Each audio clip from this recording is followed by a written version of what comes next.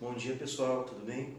Aqui quem fala é Ricardo, sou psiquiatra e hoje, dia 10 de setembro, Dia Mundial de Prevenção do Suicídio, é um assunto que vale a pena a gente conversar, a gente falar, muitas vezes, porque isso está presente dentro da própria família, né? Então, é um assunto que perpassa a questão da psiquiatria, não é um tema estritamente psiquiátrico, é um tema que envolve também a questão cultural, a questão social, a questão filosófica, tá? Mas eu, como médico, vou falar aqui, focar dentro da questão médica, psiquiátrica mesmo, da prevenção do suicídio. Bom, um dos mitos grandes a respeito do suicídio é o seguinte: quem quer se matar mesmo não fala, vai lá e faz. Isso é mentira, a gente sabe que a maior parte das pessoas que concretizaram o suicídio, elas deram sinais de que iriam se matar.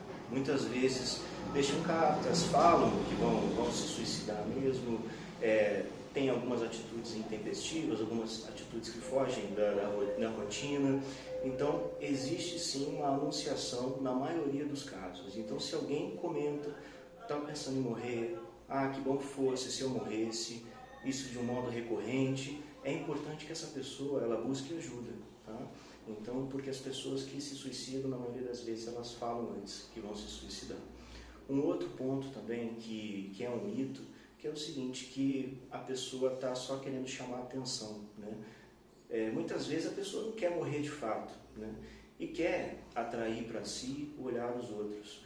Mas isso, se a gente parar para pensar, é uma coisa que é patológica. Por que você vai querer chamar a atenção de uma outra pessoa tentando o suicídio, né? Então, a doença está justamente nesse tipo de atitude. Por mais que a pessoa em si não queira mesmo morrer, queira atrair a atenção do olhar dos outros, ela está transmitindo ali uma linguagem de sofrimento e que ela está pedindo ajuda, tá? A patologia está nessa tentativa de chamar atenção, entre aspas, por meio de uma tentativa de suicídio.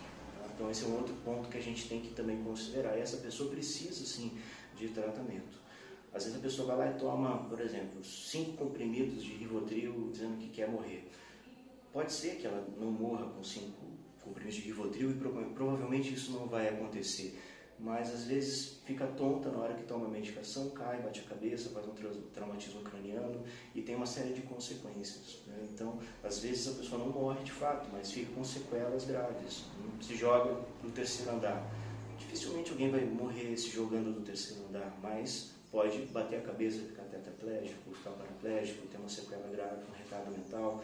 Então, um déficit cognitivo, não retardo mental porque é de nascença. Mas então, são essas questões que também a gente precisa pensar. A pessoa está transmitindo um pedido de ajuda nesse momento.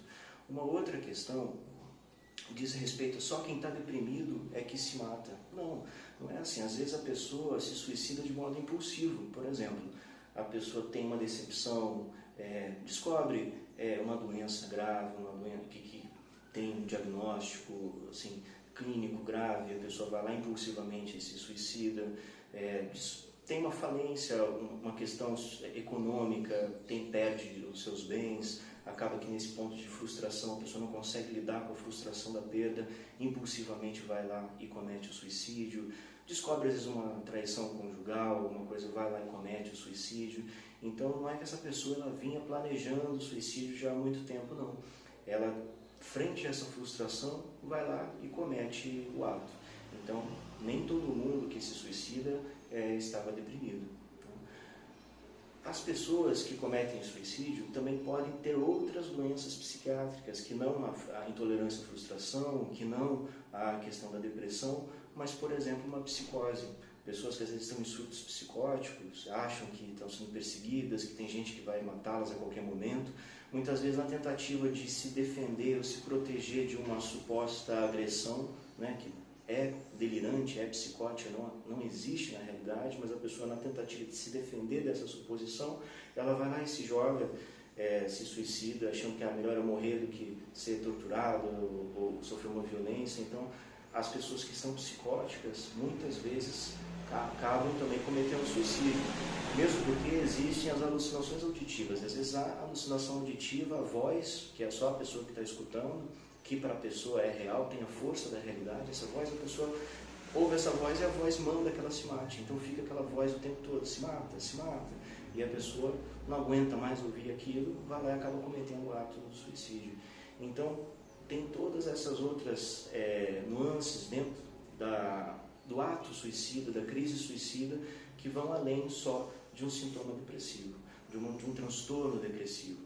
É importante, se alguém fala, se alguém pensa em se suicidar, isso fica recorrente na sua mente, que procure ajuda, né?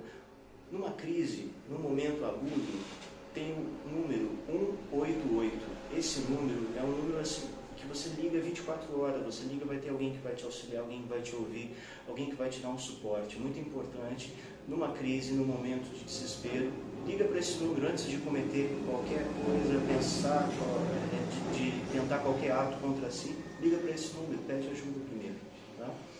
Uma outra questão, procurar, claro, ajuda psiquiátrica, ajuda psicológica, vai no médico, não é vergonha para ninguém, isso é uma coisa, o ato suicida, o pensamento suicida ainda é um tabu na nossa sociedade, mas é uma das principais causas de morte. Você vê, é a segunda principal causa de morte no Brasil. Então, a gente precisa estar muito atento a isso. Procura ajuda, é uma coisa muito mais comum do que a gente pensa. Tá? Pessoal, de modo geral é isso. Tá? É importante transmitir essa mensagem e desmistificar isso. Né? Vamos deixar o suicídio de ser um tabu, tá? E tratar ele como um problema de saúde pública, que é o que digo. Tá bom? Obrigado, pessoal.